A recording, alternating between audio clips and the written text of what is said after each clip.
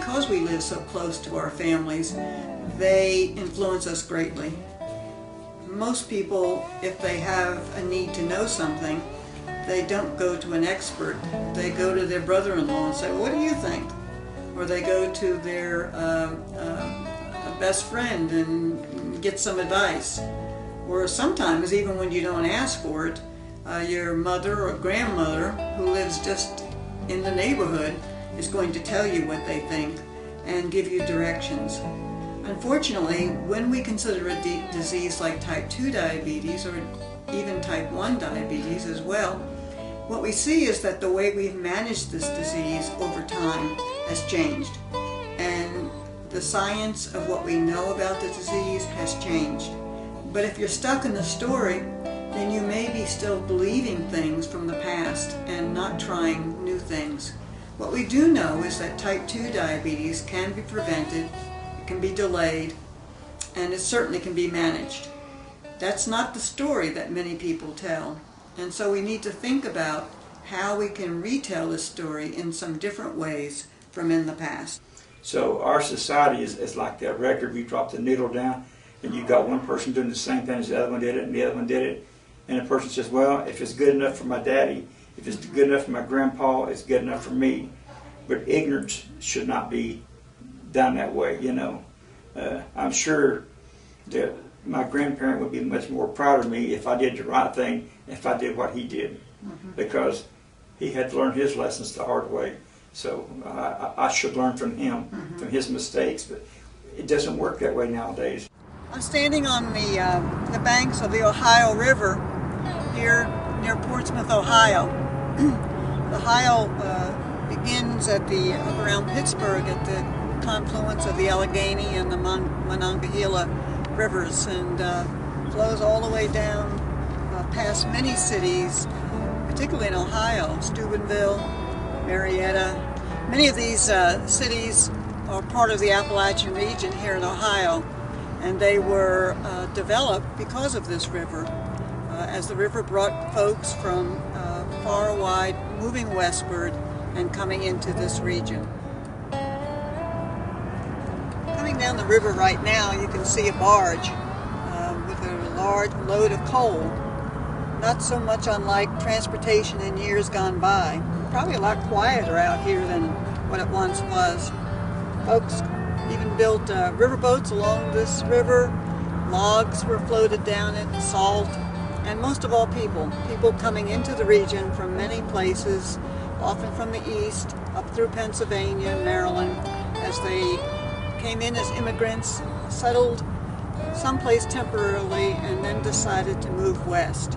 And on that move west, they came into Appalachia, many actually coming right down through this river and making their destination in some place in the mountains.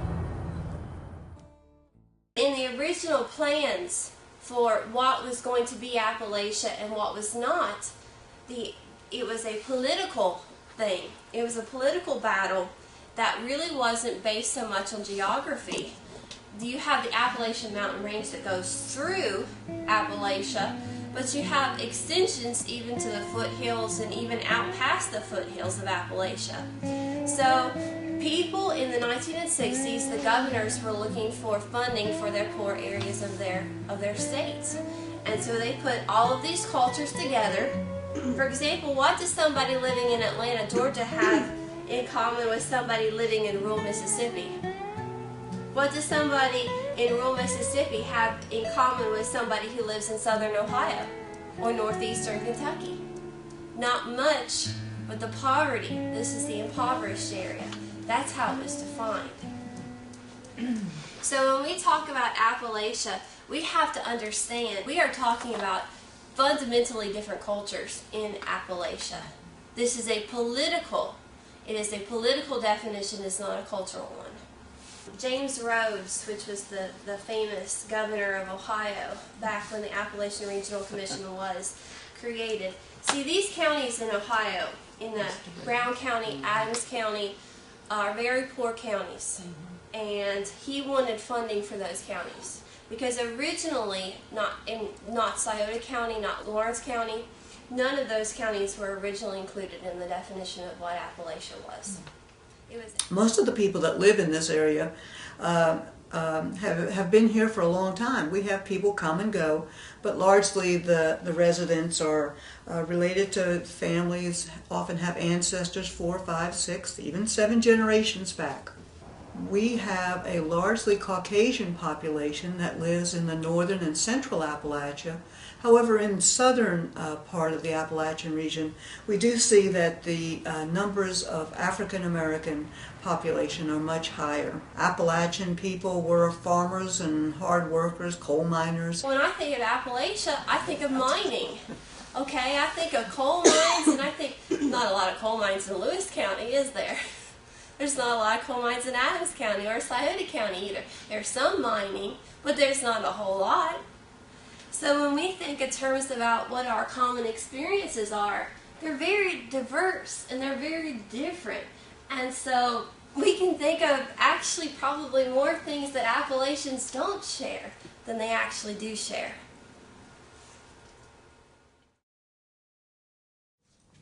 The area of Appalachia is actually quite large. In fact, many people don't realize how large it is. It's over 200,000 square miles. In total, there are 420 counties in this area, with 13 states involved. But a state like Ohio, which has 88 counties, 32 of them are part of the Appalachian region. Many people live here. One of the interesting things about the Appalachian region is that it's mostly rural. We don't have very many urban places, not too many cities to go to. Well, I came to Appalachia, I came to West Virginia in 1983 from the Midwest. I'm originally from Wisconsin. And when I first came here, the first thing I really noticed was how friendly people were.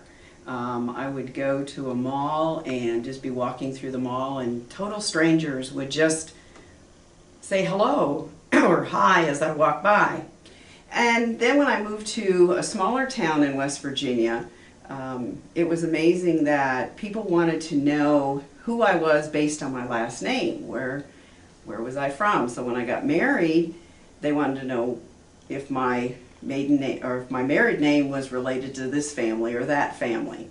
And whenever they asked me where I was from and I would try to tell them the little town I was from, they would want to know what county I was from. So I finally realized that everything was based on the county I was from and not really the town that I was from. So that was really different for me as well. Just the lifestyle of people in this area. We're more of a laid-back type of people. You know, you don't have to be in a rush all the time. And we enjoy food. We enjoy what we eat. We enjoy life. And we enjoy religion, church, and when you go, there's always food. The remarkable thing about Appalachia is the commitment that Appalachians have to their home. There's a strong, strong sense of identity. And when people identify themselves where they live, they talk about the county that they live in and not the city or town that they live in. And one of the demographic groups that is growing, probably the only demographic group that is growing in West Virginia, are the seniors. And that's because if people have to get jobs somewhere else when they retire, there's a tendency for people to come back home. Some writers in the past identified this area as a little behind and sort of a different kind of people. And in reality, if we travel around the country, we would find many people who are much like those in Appalachia, but just have different circumstances. People very interested in knowing about you, learning more about you, how you relate to families that they're familiar with, and that type of thing. So I think it's very family oriented, very willing to bring people in that they don't necessarily know. I was from Wisconsin, had very little understanding of the culture and that type of thing, and they were very willing to help me learn that culture, knowing that I was there working in their community.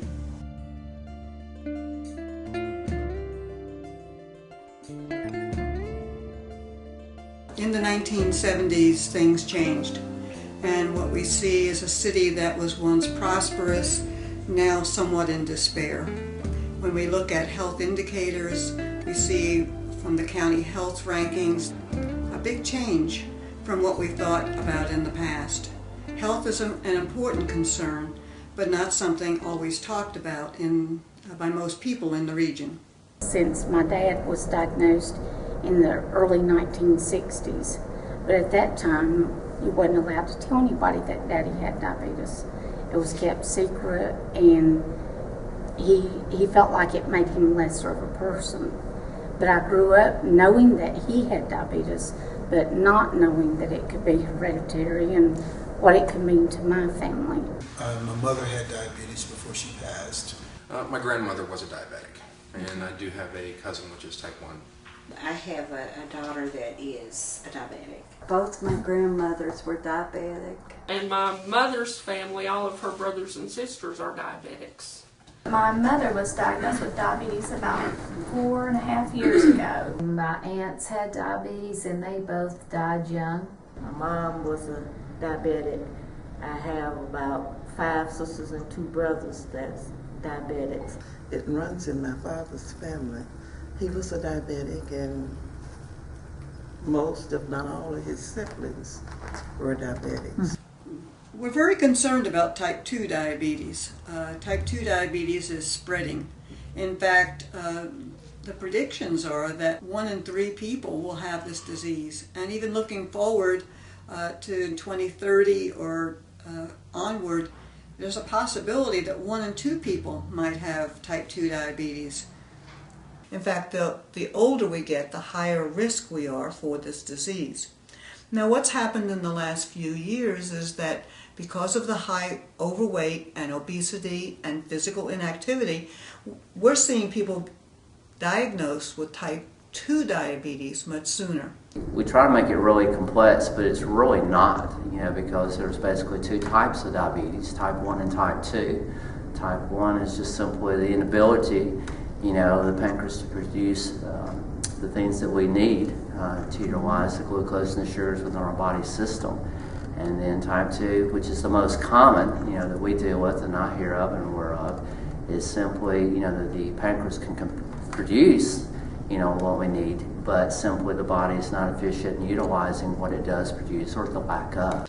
The large part of the population that has diabetes has type 2, and type 2 is preventable.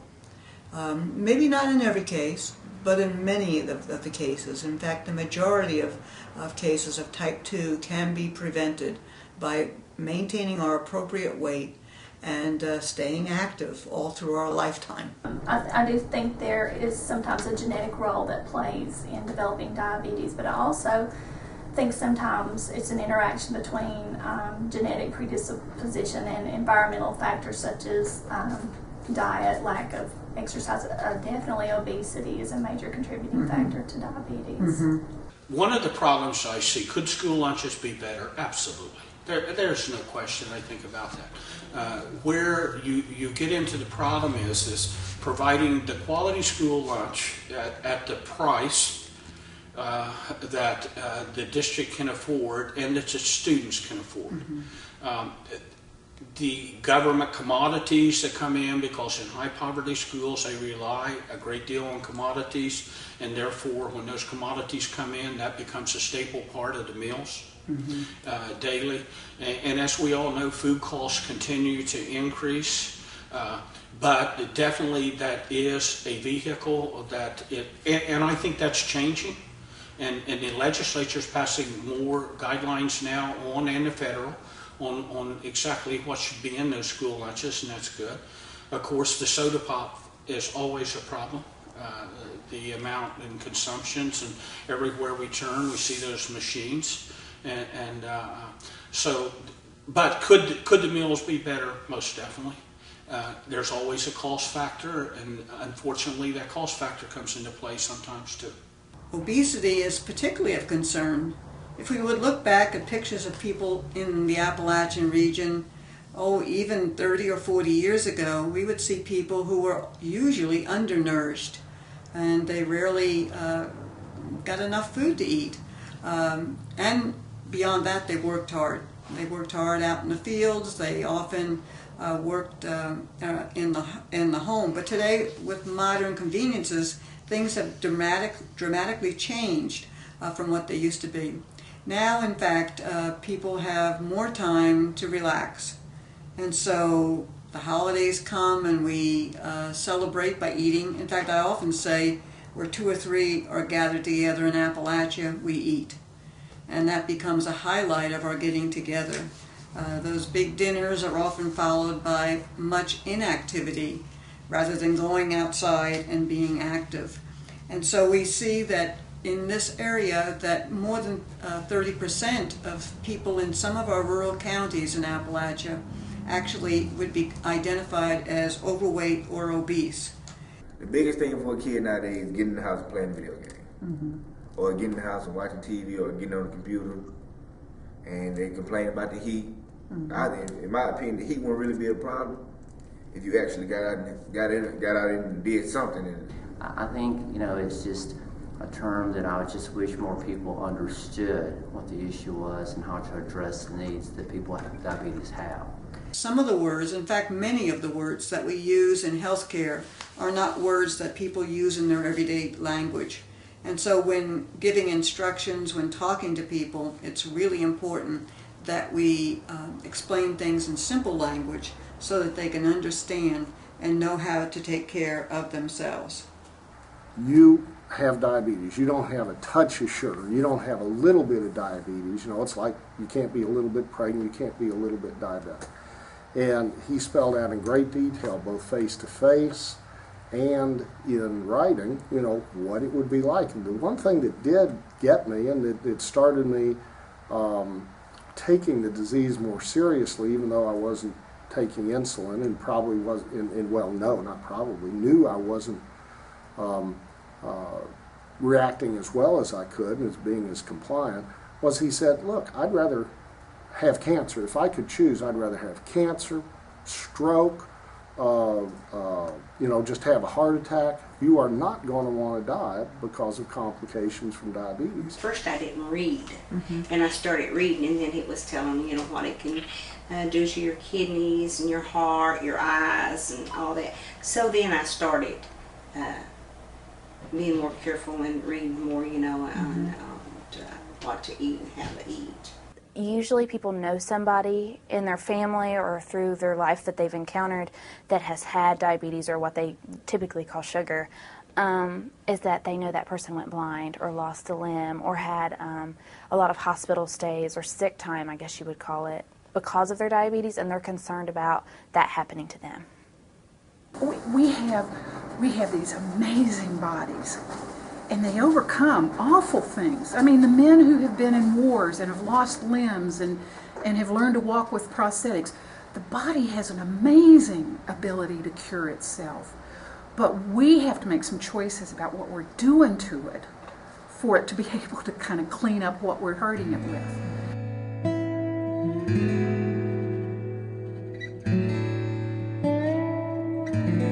People live close but not close enough, mainly because of the terrain. We don't have a lot of good roads, so people tend to only go to the doctor when they feel like they're dying. They don't go to the doctor for proactive health.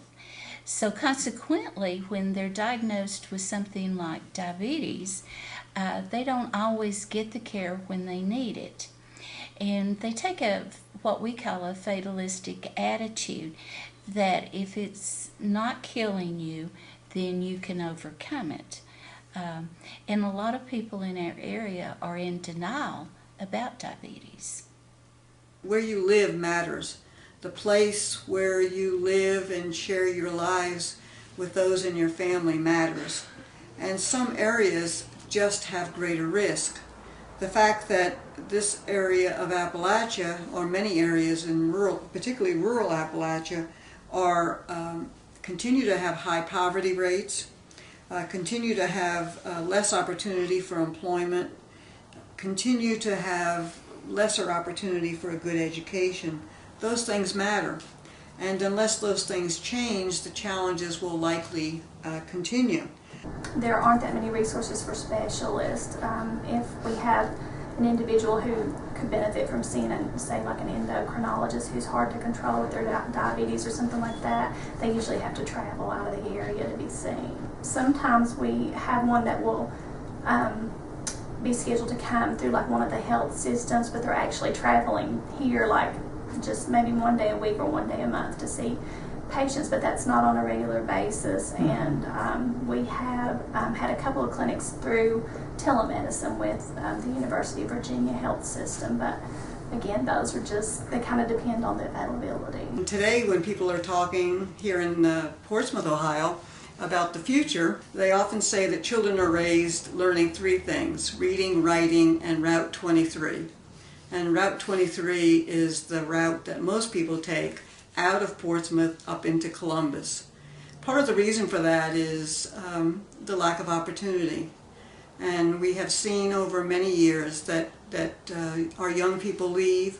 There's been out-migrations into other cities, other places. You know, we do have a community where it's easier to drive than it is to walk. You know, not really a lot of bike paths. Now, it's not to say, you know, we don't have a lot of places to bike. It's just we just don't have that type of community. We get in our cars and we, you know, drive wherever we're going to go. So probably the biggest risk factors would be, again, our eating habits. You know, there's so much fast food here. So many people eat out. Lack of exercise.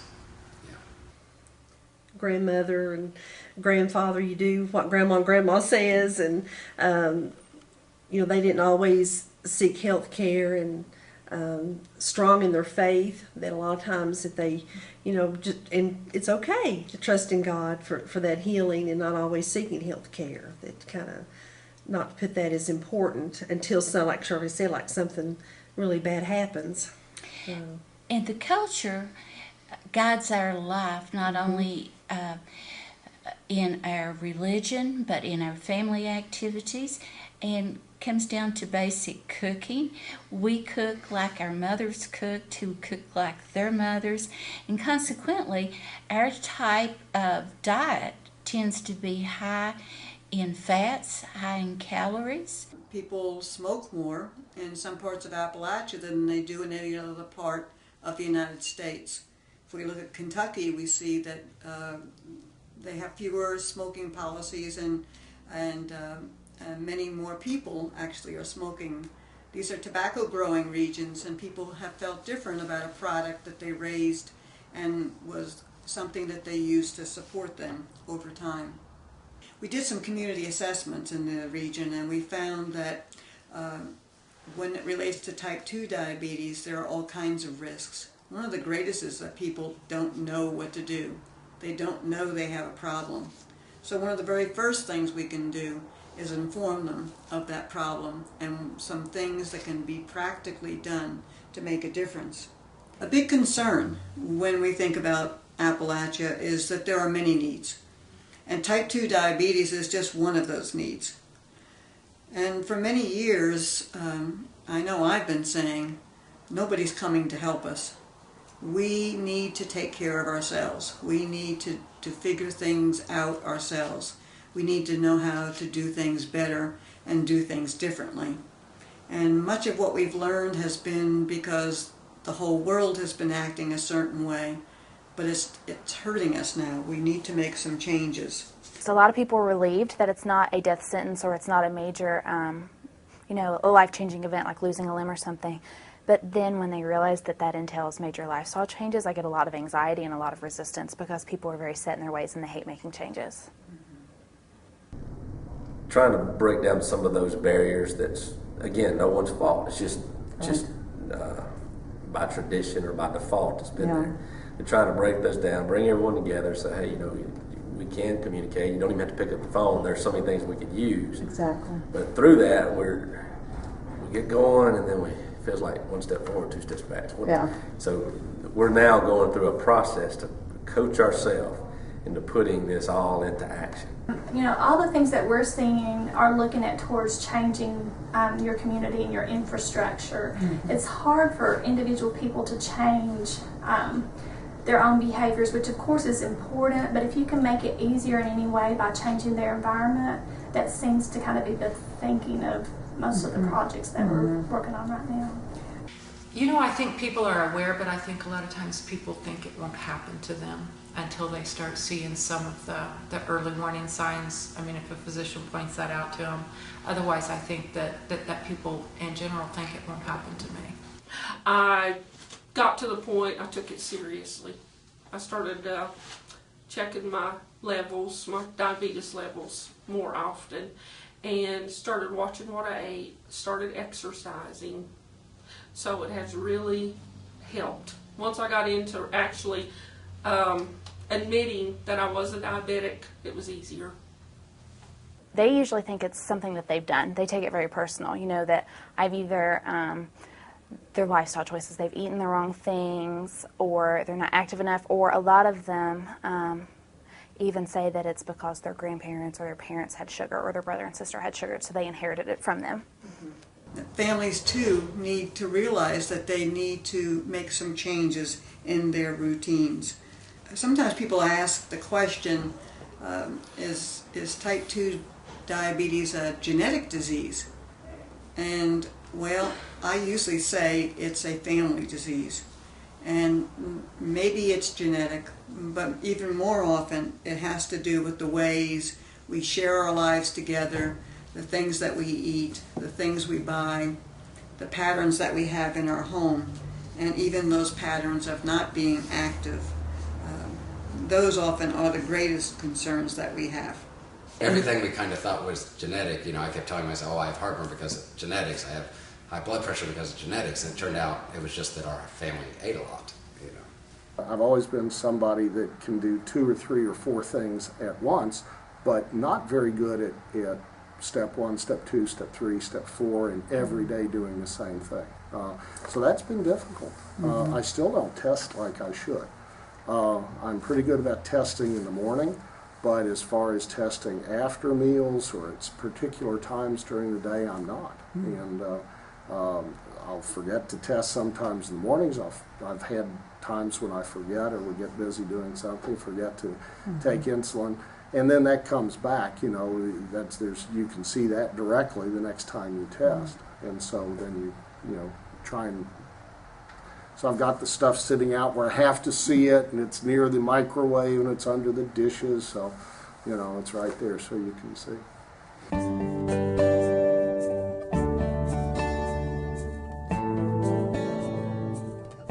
The church pastor has great influence on his congregation and on the people that come to worship. Many counties have 100 churches or more. Those are wonderful ways that we could reach out to each other. Throughout the years, we've had certain churches that have been real supportive in like allowing us to use their facilities to do community meetings or educational programs and different things like that. And just recently, through one of the programs around childhood obesity, we've actually been partnering with Clay Morgan Chapel Church, which is where we are today, to help promote the Angel Food Program, the availability, affordability for families. They call themselves Faith Trekkers for Christ, and they meet every week working on cardio, fitness, and proper diets, and you know, taking care of themselves. And so, and she's doing a very wonderful job, and we're hoping that it will, you know, branch out into not only our church but all the churches in the community, and spill out in maybe some other groups in the community. I had one lady, for example, is a minister's wife, and she was so devastated by diabetes because she told me that the church at least once a month has a luncheon right after their church service on Sunday. She goes, "What am I going to do? I can't participate in those luncheons. It's going to look bad for me and my husband, who is the minister, if I'm not there and partaking in everybody's food. What am I going to do?" And so we started talking about it, and she realized that she could eat the food that people were bringing, and that she just needed to be careful how much she was having. About a month later, 2 months later, I saw her. She was thrilled to death. She actually got up the nerve to go talk to the women's guild at the church, and found out there was a lot of other ladies there with diabetes was having the same concerns, and all of a sudden they were starting to have healthy Sunday meals because there were so many people that really wanted to have Sunday meals but were afraid to speak up. So she was able to bring that forward to everybody. We're working with diabetes coalitions. We want the people who are working in the coalition to have the tools, to have what they need to go out and help others in the community make a difference, or in the county where they're located. Building the strength of the coalition, working with the Center for Appalachian Philanthropy here in Ohio, where I'm based out of. The Center for Appalachian Philanthropy is a 501c3 nonprofit organization. We organized in 2009 in the state of Ohio. Our primary purpose is to offer networking platforms for communities to work together in order to solve some of their most critical problems. We also provide resources to communities to help them fulfill their missions. Primarily operating as coalition building, we believe that communities can come together and look at strategies and long-term goals to implement plans that help them forward their own causes and forward those missions that are important to them. There's a program through local churches that families are able to sometimes buy or use their SNAP benefits to purchase not just produce but other food items as well. And we have a grant that we've worked with to help them use their SNAP benefits to purchase like a produce box through a program called Angel Food.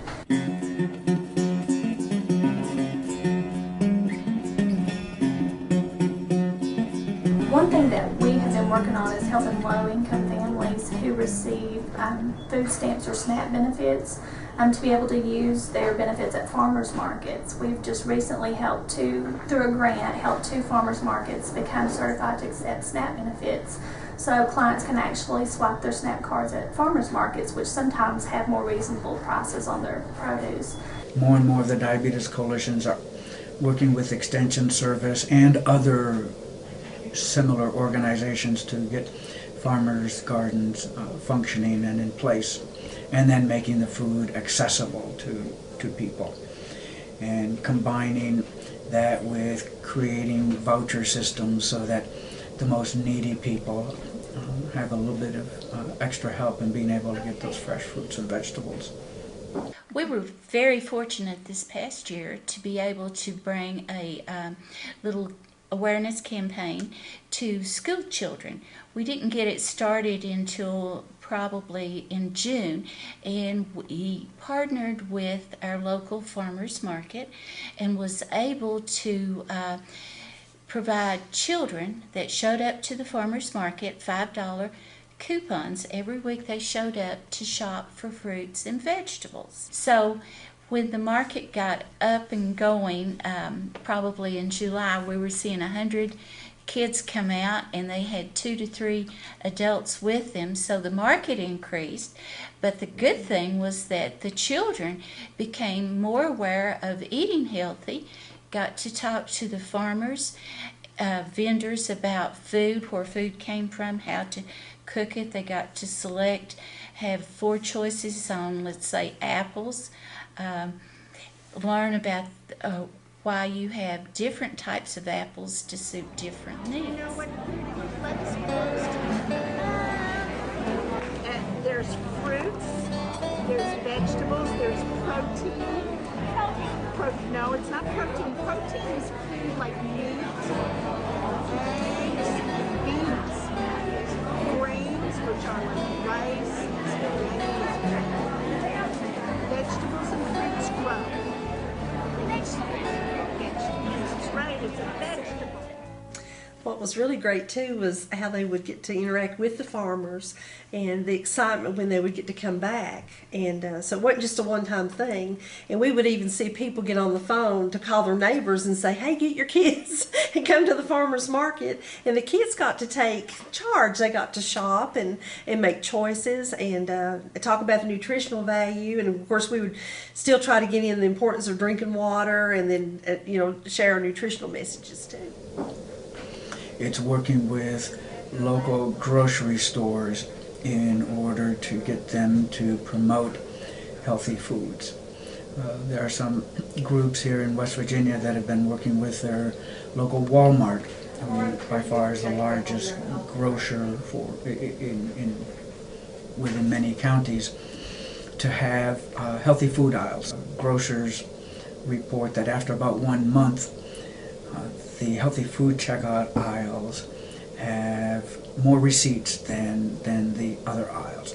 So that's an indication of getting the infrastructure and the environment in place to promote healthy foods. When I first started here, it was a 5-a-day, you eat 5 servings of fruits and vegetables sort of grant I worked on 15 years ago. Since then, we've also had some walking programs where they've gone out and tried to, put up signs along walking paths. One of my schools in Adams County is doing that now, and they're experimenting with better healthy choices and going through an entire new program at that point. I think after there are several of those pilot programs going on right now, and I think once those are completed, I think we'll hopefully see more schools start to pick that up. But then it comes back again to time. Yeah. Who's going to say what's most important here today? Getting 30 more minutes of English or addressing the obesity problem? A lot of the same information that we use with our Schools on the Move, just around nutrition, physical activity, healthy behaviors. They also could earn incentives, but unfortunately CDC cut that funding and we're not able to continue that program right now. It ends actually at the end of this month. It all comes down to money. The city is obviously going through budget issues, and so unless we receive a grant, it's very hard for us to do anything. Now we've got some general fund people who can take on some projects, but we've lost personnel, and so everybody's so short-staffed, there's just almost not time to do the extra. And it's a shame that preventative health is considered an extra. But we have helped a number of coalitions get started throughout the whole Appalachian region with very little funding. And typically they've just received a one-time grant, small grant of $10,000. But the vast majority of them, over 80% of them, have continued to function long after their money has gone. And that's because of that motivation, that commitment that people have to serve their neighbors and to make their home place a better place. Knowing that people like things that are fun that they can share with their family members or co-workers, other folks, their friends in the community. And so we came up with an 8-week program that could involve either walking or running, 150 minutes a week, and doing that, like about 30 minutes 5 times a week in order to reach their goal. So we used a number of different organizations to help us do that through a planning committee. And so we worked with the Chamber of Commerce. They have a newsletter that goes out to approximately 500 different work sites. And then we also worked with the local hospital. We worked with Community Action. We worked with the health departments. And through those different groups, we were able to communicate what the program was about and to enlist many teams. I think early last year there was a group that tried to get a path mapped out, and they ran into some kind of roadblock when it comes to some pieces of property that would allow them.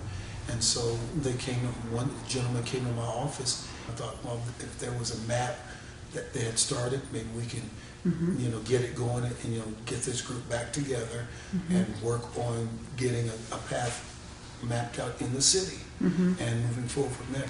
And this group does have that map, and they're working on it now.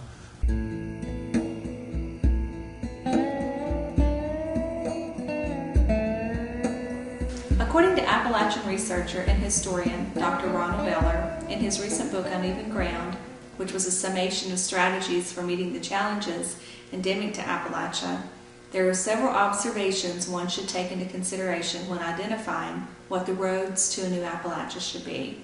A lot of people may have the knowledge, but just doesn't apply or even exercise the knowledge. So I think more of more group activities, having those opportunities available to the community, possibly with no charge, and not just short term, but even a long term thing that communities can really become involved with, and allowing it to spring more into a personal thing once the group activity maybe comes to its completion or whatever.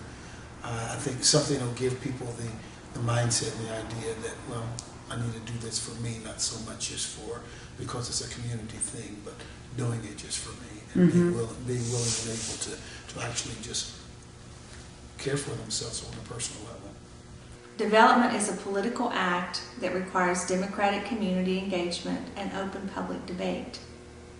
Leadership, creativity, and civic participation are essentials for successful communities. As you know, and I know, we can talk about problems so long, but if you're going to change something, you better get a program in place. And so I think actually to change all these habits, we can talk about it all day, but someone's got to put a game plan together and initiate and take that first step forward to do that. Creating a promising future for the residents of our Appalachian communities requires a plan that supports the rebirth of Appalachian heritage with a pride and a promise that everyone has an opportunity for an abundant life. Nobody is coming to help us to do this. We have to do it ourselves. We have to take responsibility for making those changes in our own lives and the lives of our friends and our neighbors and our family members, so that our communities are going to be stronger and healthier, and that we're all going to live long, healthy lives.